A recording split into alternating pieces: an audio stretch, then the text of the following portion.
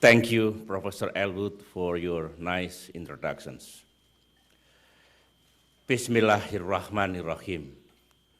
Professor David Elwood, Dean of the John F. Kennedy School of Government, Professor John Thomas, faculty members, students, dear friends. I am honored to be here today to address the distinguished faculty and students of Harvard University. I am impressed with the turnout this evening, and for the student, I hope you are not here today as an excuse to skip class. I must admit, I have wanted to visit Harvard for a long time. Several of my ministers, successful businessmen, and military generals were fortunate to study here. Don't take this the wrong way, but I find it interesting that I did not end up working for people who went to Harvard. It's actually people who went to Harvard who ended up working for me.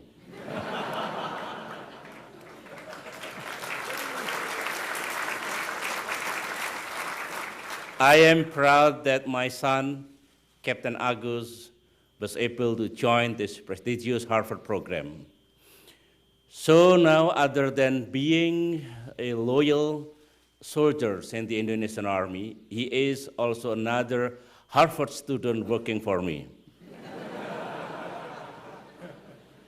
Several months ago, President Barack Obama made a historic speech in Cairo, seeking to redefine relations between America and Muslim world. As president of the country with the world's largest Muslim population, I would like today to respond to that speech. President Obama delivered his speech at Cairo University, one of the best universities in the Islamic world. I speak today at Harvard, the oldest and most prestigious university in America. And please do not tell people in Princeton and Yale I said this.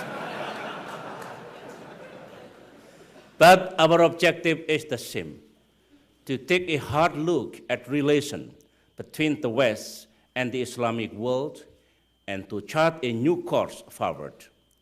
It is fitting that I come here after the G20 summit in Pittsburgh.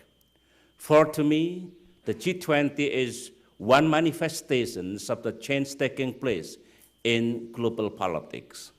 The G20 groupings, comprising some 85% of the world's GNP and 80% of the world trade, is not just an economic powerhouse, it is also a civilizational powerhouse. The G20 for the first time accommodated all the major civilizations, not just Western countries, but also China, South Korea, India, South Africa, and others, including significantly 3 countries with large Muslim populations, Saudi Arabia, Turkey, and Indonesia. The G7, the G8, or even the United Nations Security Council does not pose this distinction. The G20 is representative of a multi-civilizational global community. Perhaps this is why the G20 has been successful in arresting a global meltdown.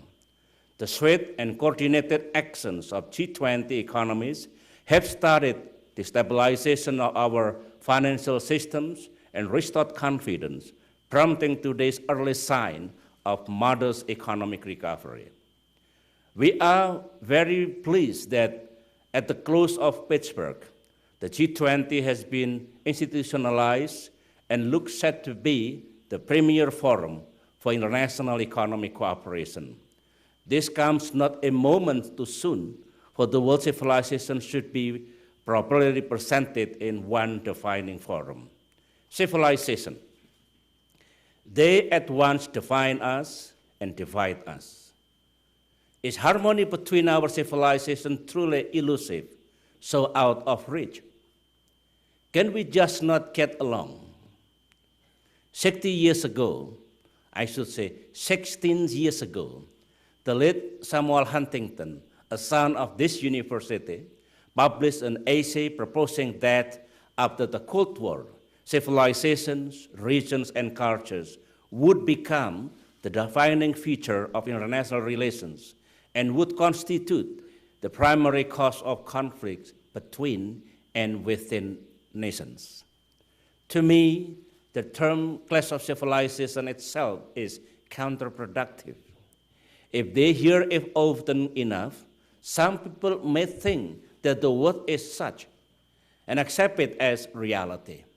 I don't believe the civilizations are inherently incompatible and prone to conflict when they interact. This is what I saw firsthand at the G20, where nations of diverse cultural backgrounds joined hands to address a common challenge. We spoke different languages through our headphones, but we understood one another.